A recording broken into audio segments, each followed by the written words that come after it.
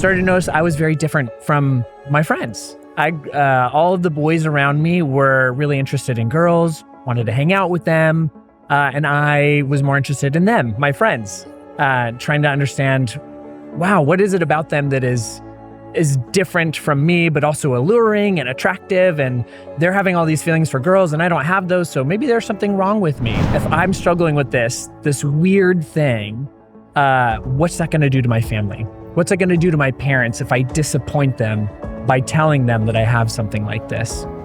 And so I kept it hidden, and I decided I would never tell anybody. I don't think that we as human beings thrive in that. I think we thrive when we know our boundaries. Those boundaries provide a sense of safety, and then there's room to explore. There's room to enjoy God and life and others, even ourselves in relationship to others. But those boundaries help protect us. And when they're gone, it's a very frightening place to be. Around kind of my junior year, still in pornography, and at this point, I was hitting a breaking point, and I began to engage in relationships online with other men. I was kind of out there seeking, found somebody online that I connected with and started a relationship with. Regardless of what we struggle with, again, someone who's never dealt with same-sex attraction or those issues, but the phrase is same root, different fruit, meaning all of that plays into the kind of fruit that's born, but so often it's the same, that we share similar root issues. I am not what I struggle with was, I think, a key point for me to kind of start to wrap my mind around, okay, if I can kind of divorce who I am from this struggle and realize that it is something I struggle with and not who I am, it is now something that I struggle with, which is something that I can tackle, that I can find ways to deal with.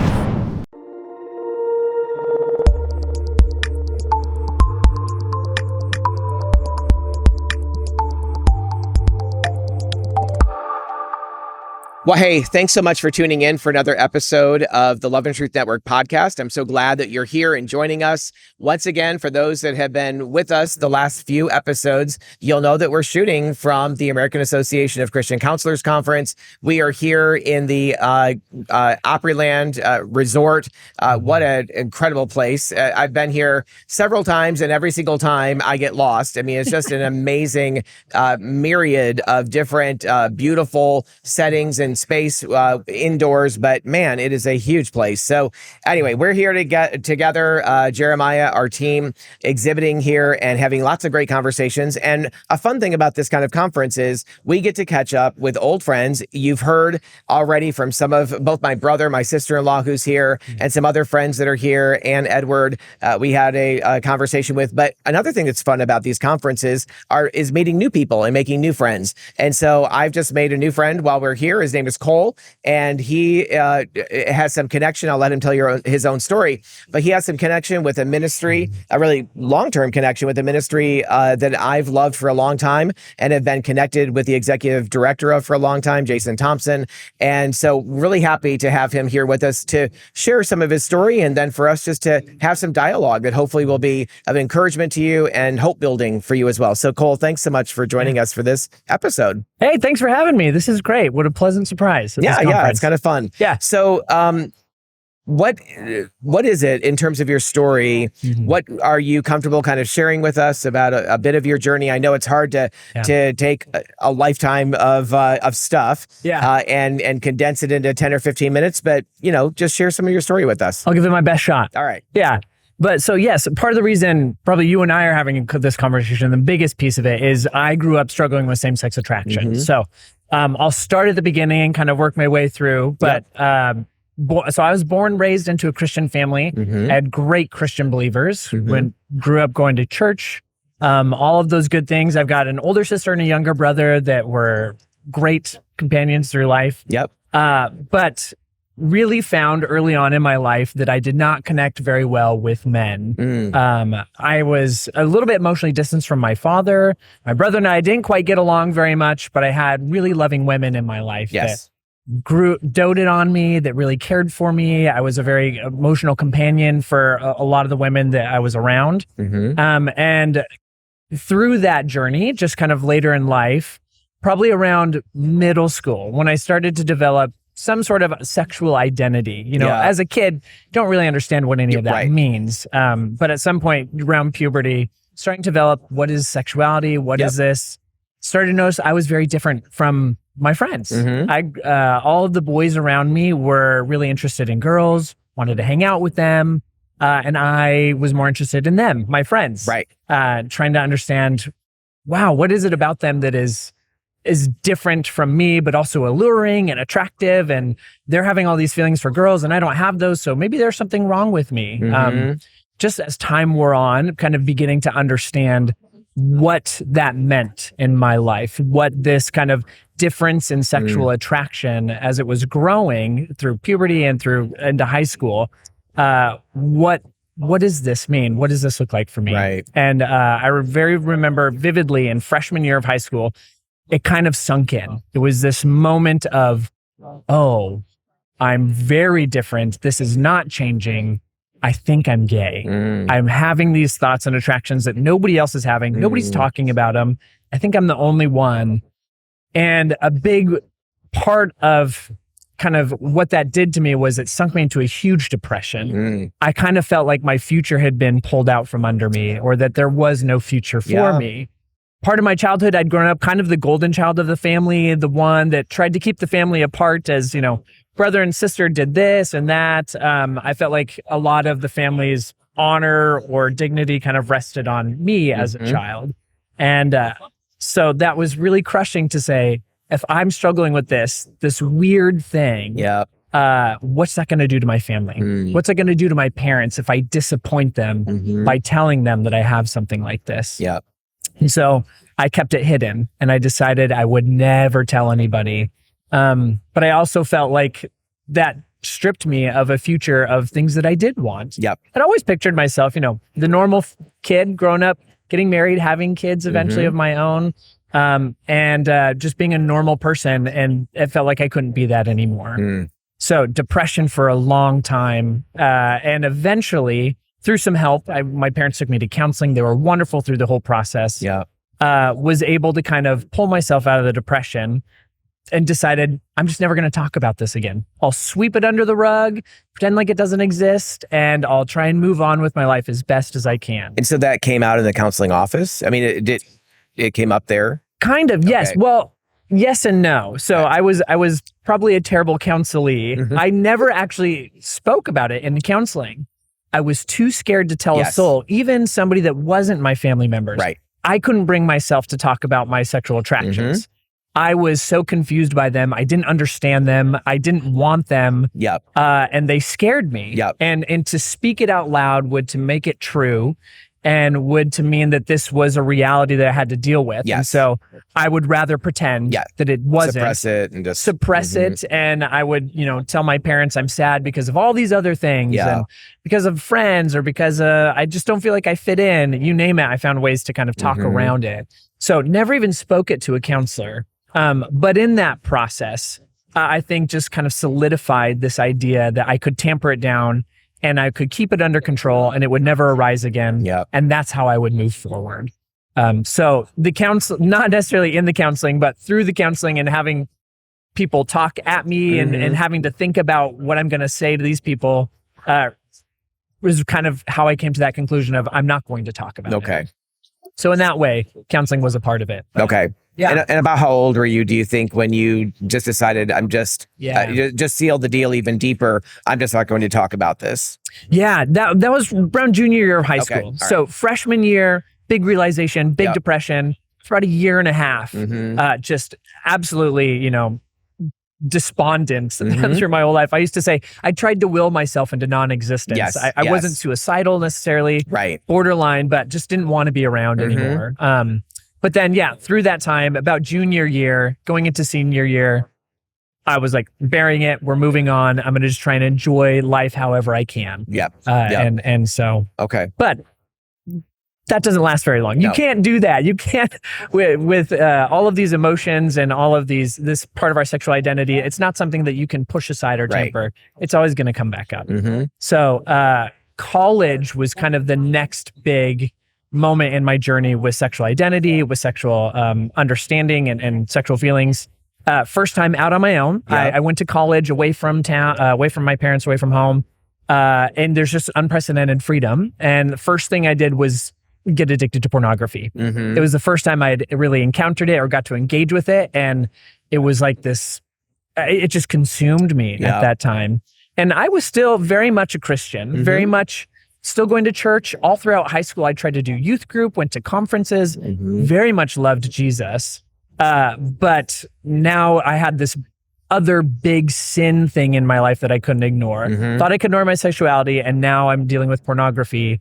And that's when the real kind of pull and tension started to become too much. Yep. So faith. So not much pornography before then. No. Okay. No, I didn't have access to it. I had tried a couple of times. And so funny, I forget this event, but I'd even been caught by my parents at one point. Okay. And I remember my dad having a conversation with me being like, what is this? What's going on? And I took all my energy to convince him that that wasn't a permanent thing. Yep. This is not me. It's just a phase, using all kinds of language. And whether he bought it, I don't know. I should ask him of like, was that convincing when I tried to do that years ago? But he let it be and never spoke about it again. Whether he was trusting me that it was just a phase or just didn't know how to connect with it. Either way, I couldn't blame him too much. But yeah, so up until that point, never really experienced pornography. Knew it existed and knew it was something that I probably wanted to get into, but never had the opportunity until college. And then it just became overwhelming. It was quick addiction and as often as I could. And that was just a new level of sin and struggle that I had never really done before. I've always been a really good kid. Obeyed all the rules, did all the good things, went to church. And now I was dealing with something new, something really intense. And something that quickly took a hold of you. Yeah. It was strange to be consumed by something that you think you're in control always of your life. And then the realization when you're not can be very scary. Yes. That didn't come till a little bit later, but it really was a weird and wild, twisted journey there at the beginning. Okay. So yeah, spent the first couple of years in college, really just kind of trying to be as normal as I could, whatever that means at the time, just engage with normal college activities, be a regular person, dealing with pornography on the side, trying to go to church when I could, when my spirit would allow me to. There were times where I felt so guilty and so shameful, couldn't even step into church. But tried as best I could. And so for about 2 years, really kind of struggled back and forth with this, back and forth, being pulled in two different directions. And about my junior year, I like to say I did 2 junior years. I was in college for 5 years. Right. 5th year senior. But around kind of my junior year, I hit a breaking point. I had gone abroad and did a study abroad, which was unbelievable and really fun, but come back to an even stronger addiction of pornography and a stronger feeling of loss of community. I had no people, no friends when I moved back and couldn't bring myself to go to church anymore. So still in pornography. And at this point, I was hitting a breaking point and I began to engage in relationships online with other men. I was kind of out there seeking, found somebody online that I connected with and started a relationship with. And I'll jump ahead in this. So one thing that always struck out to me later on in life when I was reflecting on this is that relationship with him never turned sexual. And I didn't want it to. Okay. Which was very strange to me, even during that time of like, I thought that's what I was after. I thought that's what I wanted. But later during my reflection time on it, after I'd kind of gotten some healing, was I just wanted somebody to know me and like me. Want to know me and love me and to say, this person knows exactly what I'm going through. I would told them I'm gay. I have these struggles. Or I didn't use the word struggles, but I have these feelings. And he said, great. That's super cool. Me too. And was interested in me. And to have that combination was a powerful thing. But never crossed sexual boundary lines. Never crossed sexual boundary lines. Wow. And I remember even in that relationship thinking, that's what you want to do, right? And something in me was like, no, don't ruin this. Right. You don't want to go there. So I think that's just a spirit thing. I really see God's hand protecting me from engaging in behaviors that I would have to unravel later on. And so I'm thankful for that. Yeah, for sure. But during this time, this is when my breakup with Jesus happened. Mm-hmm. I came to a point where I had found somebody that could accept me and love me, and I couldn't reconcile my same-sex attraction and Christianity. So I came before God and I said, hey, one of you's got to go. Right. These two things don't mix. Yep. And my attractions aren't going anywhere. So Jesus, and you're not changing them. I'm not changing them. I had no idea. I idea. mean, God's not changing them either. Oh, yeah, right? yeah. Saying to God, I'm yep. like, you're not doing anything about this. I've asked, I've prayed, I've pleaded. I obviously don't want this, Lord. Mm-hmm. But one of you's got to go. You can't live Right. together, and I can't change the attraction, so it's got to be you. Yep. Jesus, you got to go. And it was my breakup moment with Jesus. Yeah. And I very clearly remember him saying, you're going to be back. I'll let you go, but you're going to be back. And I hated that. I said, you don't know that, Lord. Right. Yeah.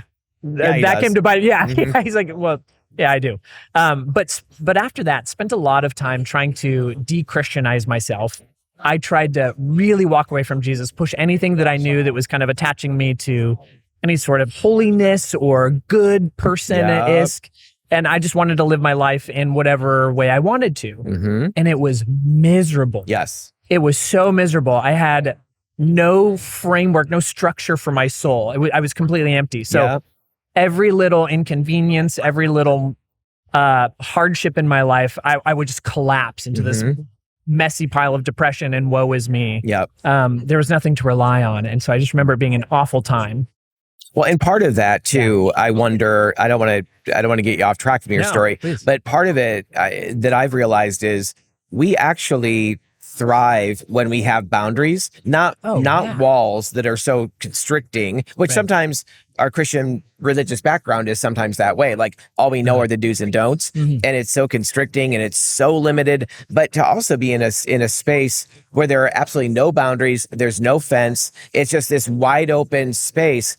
I don't think that we as human beings thrive in that. I think we thrive when we know our boundaries. Those boundaries provide a sense of safety, and then there's room to explore. There's room to enjoy God and life and others, even ourselves in relationship to others. But those boundaries help protect us. And when they're gone, it's a very frightening place to be. Oh, absolutely. And I had never even heard of boundaries until much later when I started going through like Portland Fellowship and understanding how good and beneficial they were. But to me, a lot of that, but like you said before, were just walls. They were just things to keep me in and to control me but I think one of the things that I often think about is when I lowered those boundaries, you're also letting a lot of things in. And a lot of, there's no protection from bad things. Yes. And so it was exciting at first. I remember being like, oh, I'm finally free. Yes. I don't have anything weighing me down. I can live how I want to. But the stuff that came into my life was horrifying and terrible. And there's nothing to protect you if you don't have any boundaries. So that freedom to have within good boundaries and well-established boundaries and boundaries of love are extremely important in all of our lives. So. No, absolutely. Absolutely. What, where did your shift begin to happen? Where like you didn't say deconstruct, you weren't working to deconstruct your faith. Maybe there was a little bit of that, but you, where did you kind of begin to re-engage with Jesus again, with the Father again? Yeah. Oh, this is my favorite part, and I'll probably cry. Okay. I always do. Please do. It's fine. It is probably my fondest memory that I will last forever. But there was two kind of incidences that really turned the tables back to Jesus for me. One of them was the guy I was in a relationship with online asked me. He says, "Does anybody else know that you're gay? Does anybody else know you have these feelings?" I said, "No, I can't tell anybody. It's very scary." And he said, "You have got to tell someone, or you're going to die. This is going to kill you. You have to tell someone." And he was like, "How's your relationship with your parents?" And I had a good relationship with my parents. I really loved them. And he's like, "You should tell them." And he was the one that actually encouraged me. I know. It's kind of one of those, it was so strange. One of the persons who's leading me into sin, God used as a voice. It's kind of like Balaam's donkey sort of deal. He can use anything to bring his word to his people. And so I gathered up the courage to tell my parents. I came home from college one day and I had this whole long kind of speech written out. I'm going to tell them I've got these weird feelings I don't know what to do with, and I'm hopeful they'll go away. Just kind of trying to give them something to hold on to while telling them what I'm really feeling. And I remember getting halfway through and just bawling. I couldn't even finish what I was trying to say. It was miserable. But I got it out there. I got what I wanted to say out there to them. And at the time I was sitting on the floor on the couch over here. And as soon as I finished, they just kind of leapt off the couch and just smothered me in hugs and were like, "We love you. We're so sorry that you're dealing with this. I can't believe you had to go through this all on your own. We love you. We love you. We're sorry." And it was just unbelievable to again be known and loved. Yes. That again, what I was chasing this whole time, and the expression of love that they'd given me was so overwhelming in the midst of my despair. So known in your brokenness and loved, not just known in all the good places. Yeah, absolutely. And I had always, again, that kind of golden child, felt like the only part of me that could be loved was the good stuff. Yes. And that's not necessarily their fault or my fault. It's just how it was for me as a kid. And so to really reveal the grossest part of me, the part that I wanted to keep hidden the most, the shameful part. Yep. And they said, "We love you through this," was unbelievable. And this will be a repeated phrase, but I thought, if my parents can love me through this, they can love me through anything. They can love me from what I just came from. They can love me through anything. Yes. And they showed that to me. And so they were like, "How do we get involved? How do we help?" And I was like, "I don't know. I have no idea. I just need somebody to know." And they said, "Great. We're here for you. Let us know. We'd love to talk whenever." But they kind of let me lead from then on out. And that was really special, but I never brought it up again for a long time. Okay. And they were okay with that. They let that, they would check in every once in a while and mixing, but I wasn't ready to discuss it, because now I'm thinking, oh, my whole world has been turned upside down. Maybe Christian and good people can love me through this. Maybe Jesus can. Who knows? Yeah. After trying to get rid of Jesus, now he's starting to come back in the picture, and that's more. Now I'm confused again. But the second big thing was my brother had had a radical kind of conversion experience. I'd grown up really trying to pour into him as a Christian, trying to get him to do things like go to youth group, trying to be a brotherly. I was a terrible brotherly figure. I was just another parent to him, but it was my way of trying to make Kent a better person and make him a Christian his whole life. And he's younger. He's younger than me. And through some circumstances, he ended up at a Christian school in Montana. And had kind of this radical conversion experience. And he called me one day and he's like, "Cole, I just found Jesus. And he's so wonderful." And a lot of the call was him apologizing for the way that he had treated me through our childhood. We had collided a lot, and I wasn't great either. But here he was, just pouring his heart out, being so repentant to me and telling me about his new relationship with Jesus. And I thought, wow, I have always wanted to do this with my brother. I would still like to do that. But if my brother can do this, then maybe I can change too. And I can do this with him. And so I remember thinking about that for a while, and I said, okay, I'm going to do it. I got on my knees, and I'm I'm before the throne of God, on my knees and in my knees in my mind, and I'm kind of crawling before Jesus.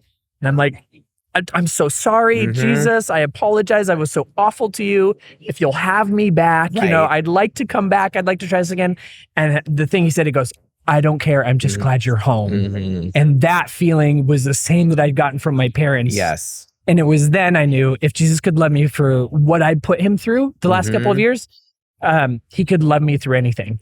And so that changed the game for me. And I said, I'm in. I'm in no matter what. I'm going to follow you.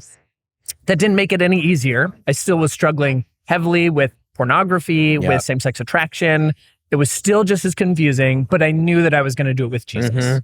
And so got involved with a Christian ministry and kind of got plugged back into the brotherhood and the church.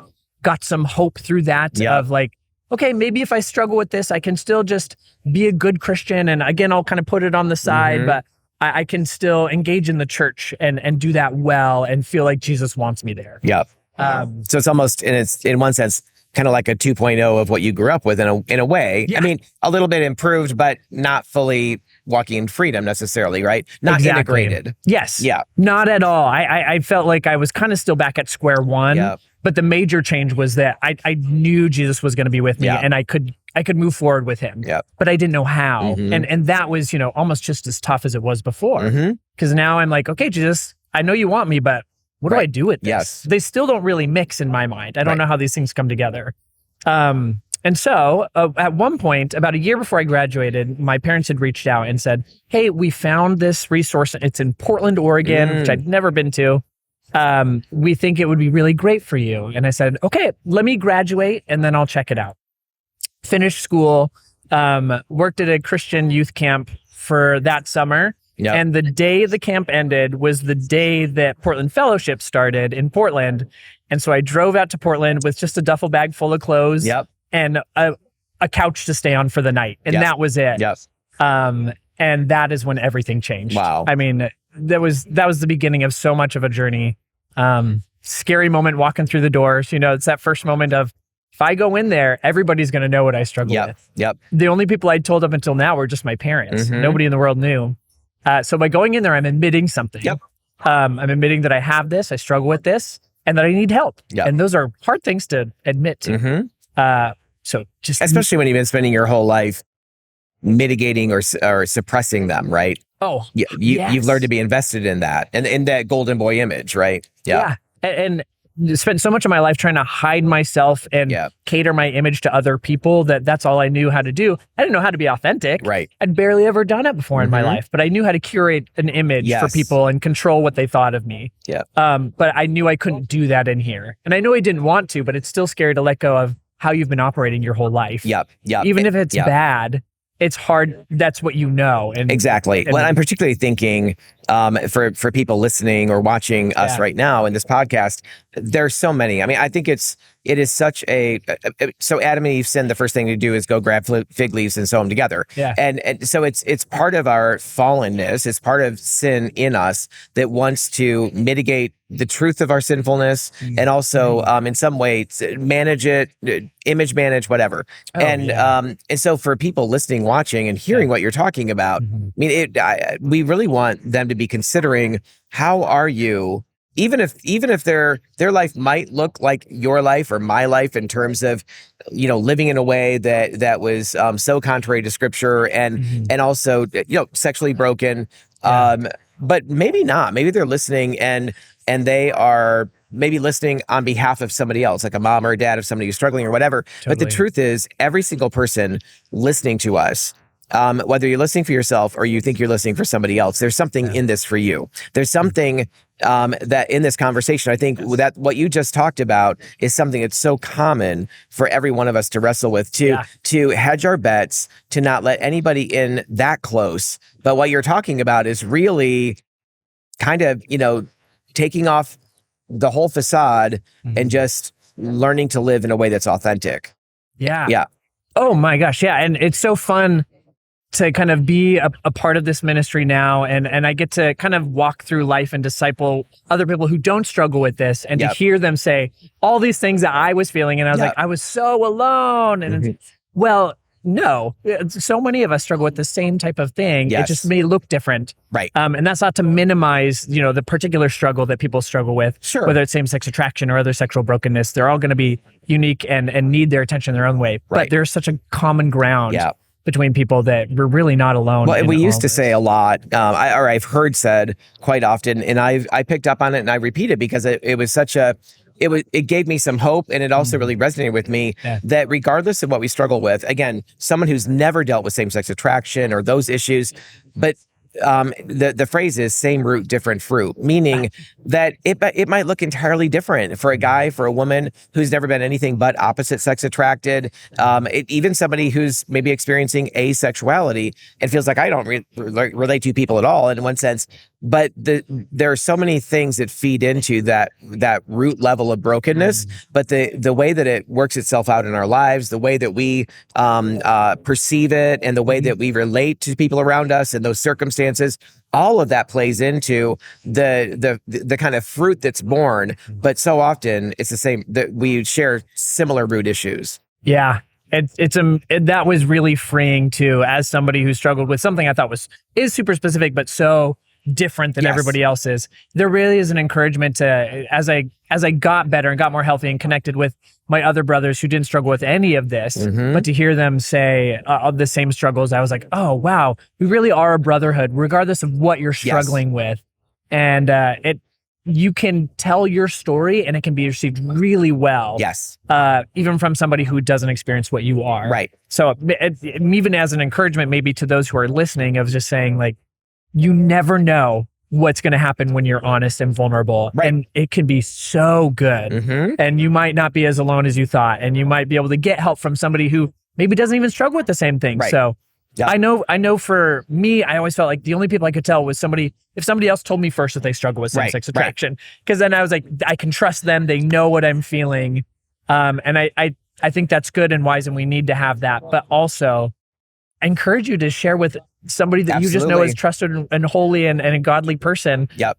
Because they may understand a lot of what's going on. Not exactly. Yes. But that understanding can be very much there. Yeah, I was in the exact same boat, feeling like the only people I'll trust are those who have had the same feelings, been in a similar situation.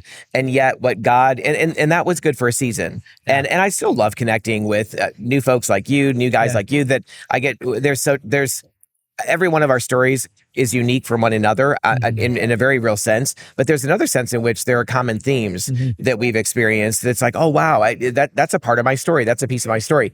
But what I needed desperately at some point in my life, in part of my maturation process as a man, was to be with other men who didn't struggle with the same things. I think I would have stayed in my boyhood, if I'd only allowed myself to be surrounded by other guys dealing with the same stuff. Absolutely. That was huge. That was one of the core elements in my growing process, in my maturation process, and in my healing process, was connecting with other men who didn't struggle with this. Yep. And that's something that we do talk about Portland Fellowship a lot. And it's a 2-year program. And so people come through the program for quite a long time. Yeah. And we never want to rush it. Exactly. So, like you're saying, it's so good to have a core group of, like, these are my people that know exactly what I'm going through, that can speak directly to it, that are experiencing what I'm experiencing. But we always want to push beyond that. And specifically with same-sex attraction, one of the most healing things you can do is feel welcomed into a group of men that don't struggle with this. And so we love to kind of push and encourage people and grow them in that direction. And it's one of the scariest things. Being vulnerable with men who aren't going to get it, maybe, or at least at the level that you think that they are. And those can be true experiences we've all had. I remember in college, I wanted to tell people, when kind of after my come back to Jesus moment and engaging with this Christian organization, I really wanted to tell these guys. They were really kind and loving, and we got to be really good friends. But there was one moment where one of the leaders was talking about going through Every Man's Battle, I think is the book. That kind of common, that just about every, Christian youth goes through at some point. He's like, yeah, we're going to go through this book and we're getting to the last chapter, but we're not going to do the last chapter. And I said, what's the last chapter? And he's like, oh, it's on homosexuality and people who struggle with that, because that's just too weird. So we're not going to do it. And right there, I was totally shut down. I said, okay, I can't tell them. I can't trust them. That's so heartbreaking. Right. And I'm sure they would have loved me dearly if I had told them. But it was just small moments like that where you feel like, okay, I can't. Right. I don't have any experience. Nobody has made themselves available to talk to because of comments like these. And so there is a real fear of opening up again to people like that who don't understand, because you might get rejected.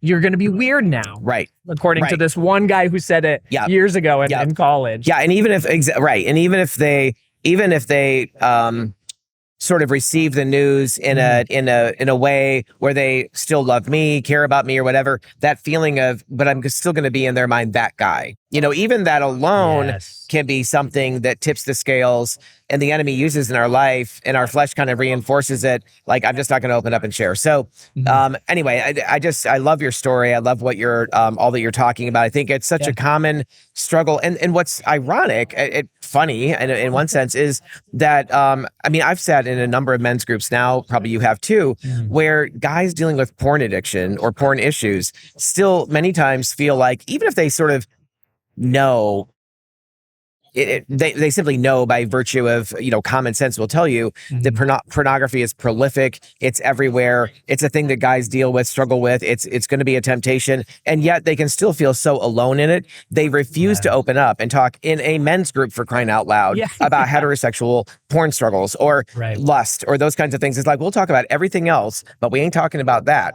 Have you found that to be true in some of your circles too? Very much so. I feel like I'm particularly blessed in the group that I'm in now, in the church I'm at now, and even just being so involved with Portland Fellowship, it's become less of a hidden thing. And I think that we've just got a really good group of guys and people that I'm around that can be very vulnerable. Yes. But up until that moment, it was always this kind of, I know, but we're not going to talk about it. It's just too weird. It's too shameful. It's sort of the don't ask, don't tell in the church, right? Yeah, totally. Right. Which is sad because it's such a powerful force in your life. And telling people and opening up and being vulnerable is such the counter force to that. It's so healing, but we don't want to engage in it. And there's no healing apart from it. I mean, when James 5:16 says, confess your sins to one another and pray for each other that you might be healed, the prayer of a righteous man accomplishes much, or woman, that alone, I'm spouting that verse all the time, but there's plenty of others too that reinforce that. But this idea that we are going to find healing just literally, if people would stop and pause, how many years, how many months, how many years, sometimes how many decades have we been trying to work it out between us and God, us and God, us and God? We confess. We know we've been forgiven maybe, but we don't necessarily feel forgiven. We are forgiven. But the thing is, healing doesn't come just from confession of Jesus, according to James 5:16. Healing comes about through confession to one another and then praying for each other. So, it's like God gives that prescription. And if we're going to take every other prescription under the sun, we're not going to have the same results of healing. Exactly. So it's critical that we do this God's way, So he wrote the book on it. Yeah, right. He knows so what he's doing. For anyone listening to us, watching us, for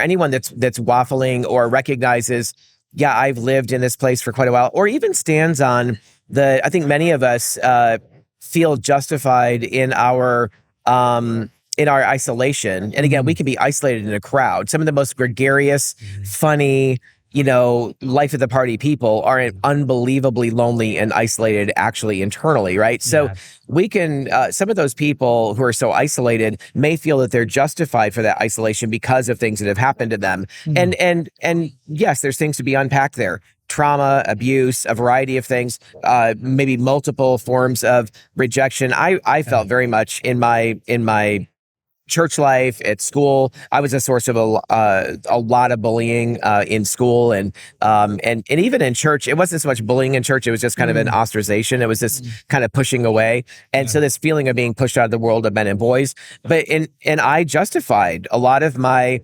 judgments of men in general, and this rejection of my own, just of masculinity in general, which then opened up you mentioned this too, this always being around girls, always, finding my relational connection with my mom, my sister, girls at church, girls at school.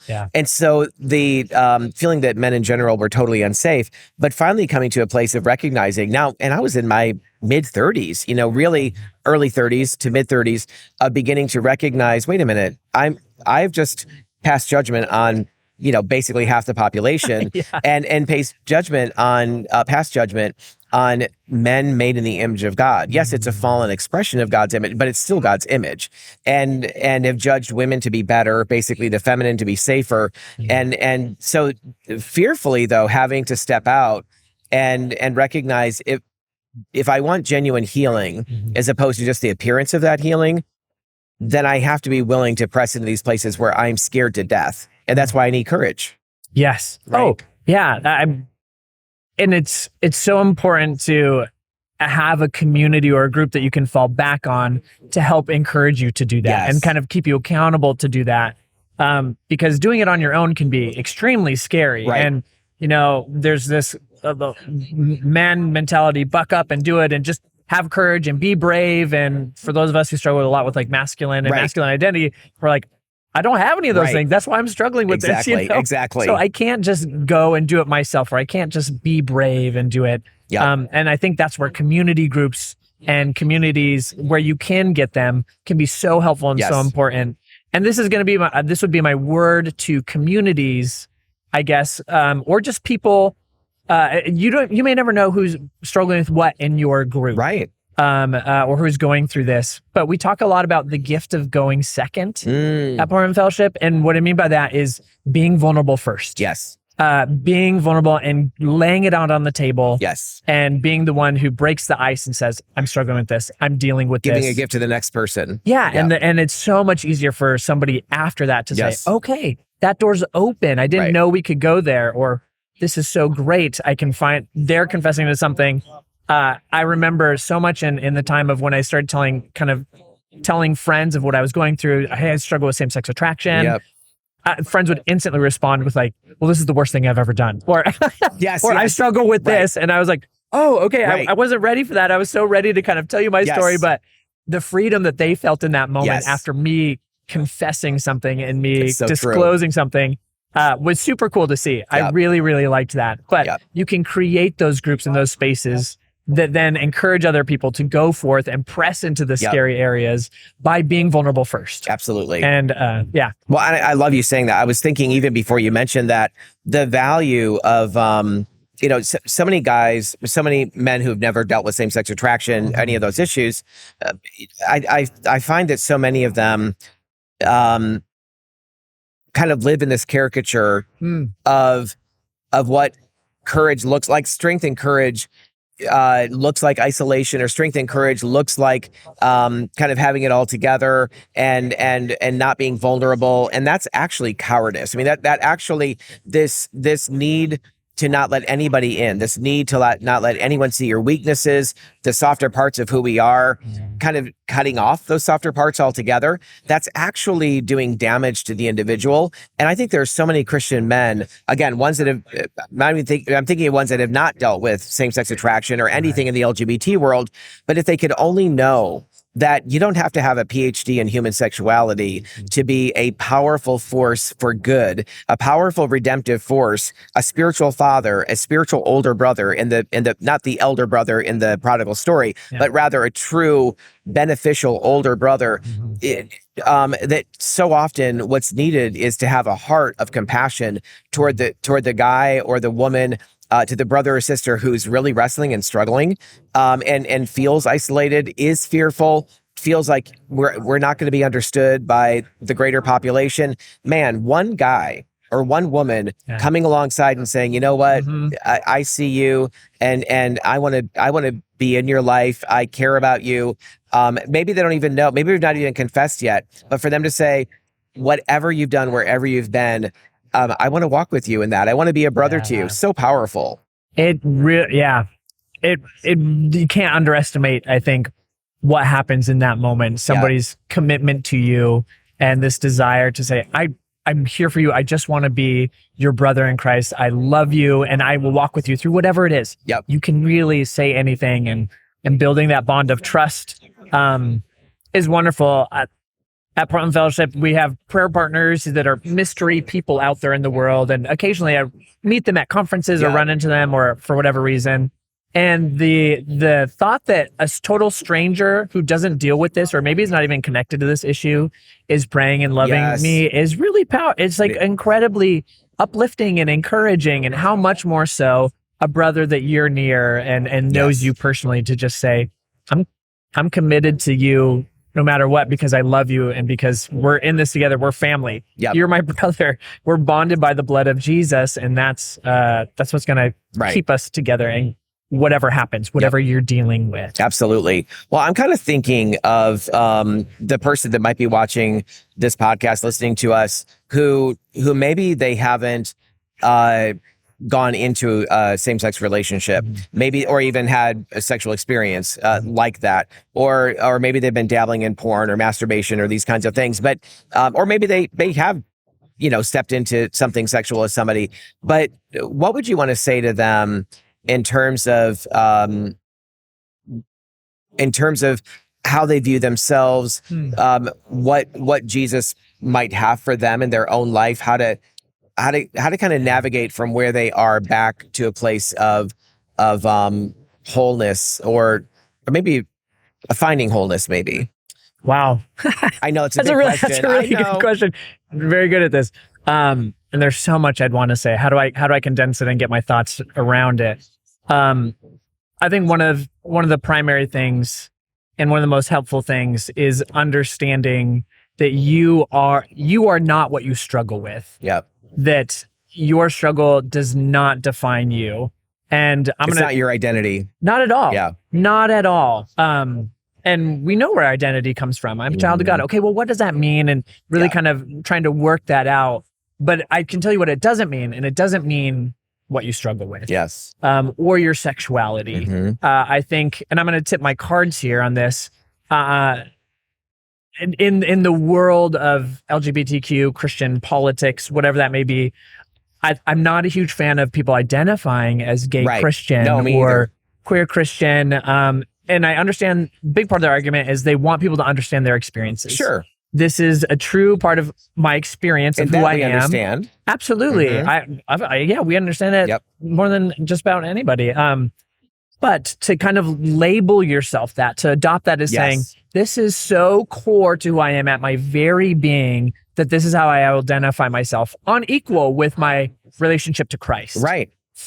I think is really unhealthy and unsafe. And it has not a clear view of who God has asked us to be and who God tells us who we are, who we actually are. Right. And it starts with, I am a child of the King. I'm forgiven. I'm loved by Christ. And that is where we start. And then everything else can build onto that. And sexuality can be tough because it is so ingrained in us as human beings. It's not something that we can change easily. Right. There's no switch. There's no switch. And, people have tied just sex and personhood together way too much over the years. And to kind of get in there and divorce that and say, like, look, you are so much more than your sexuality. Yes. That I think that is a really key place to start, or whether it's sexuality in particular, or again, any of these other issues. I am not what I struggle with was, I think, a key point for me to kind of start to wrap my mind around, okay, if I can kind of divorce who I am from this struggle and realize that it is something I struggle with and not who I am, it becomes a more manageable thing to tackle. Yeah. And instead of being this insurmountable object in my life because it's who I am, it is now something that I struggle with, which is something that I can tackle, that I can find ways to deal with. Yes. And so maybe that is an encouragement I would say was one of the most important things, at least for me. And Absolutely. I think it'd be good. Yeah. Yeah, I would agree with that too. I mean, very, very much so. And just and of course, neither one of us, I've just gotten to know you, but I know this is true of you, that neither one of us would minimize the struggle. Neither one of us would, if anything, we're always talking about the fact that within the church, frankly, I'm saying all the time to churches, look, most Christians are living double lives. The vast majority of Christians, and I'm talking about maybe a tiny percentage who aren't, because they've done the work to break free of the idol of the good false self, the idol of all this image management, putting our best foot forward all the time. But most Christians are really not fully known by anyone. And now their husband or wife might know them, or their children, but so often they know them by virtue of crap leaking out, not by them being intentionally vulnerable, right? And so I think that the reality is that we need to learn how to separate the things that we wrestle with from our identity, just as you're saying, but then we also need to learn how to be honest and vulnerable about the very things we do wrestle with, so that, and struggle with, our sin bents, whatever, so that we can really receive the help of community that God has brought around us, right? So, and again, that idea of going first. So it is a gift to offer others to pave the way for them to be able to open up as well. So totally. That was one of the big genesis of me being open and vulnerable in a church small group, was other people talking about their problems that were so different from mine. Right. Married couples that had never struggled in the sexual realm or in this particular way, but were telling me things about their life that were so close and vulnerable. And that was huge in me being able, again, to open up and find healing through a group like that. Yeah, absolutely. Yeah, really good. Well, listen, thank you so much for joining us for this podcast. It's really been great to get to know you better. And thank you so much also for joining us for this podcast, for hearing Cole's story and listening to our engagement kind of around some of that. So whether you're tuning in for Love and Truth Network or for Transforming Congregations, we're just grateful that you're here. And we look forward to seeing you in a future podcast for Love and Truth Network. We so appreciate the time you've just invested with us in our Transforming Congregations podcast. To join us for future podcasts, dial into transformingcongregations.org/podcast, and we look forward to seeing you in a future podcast.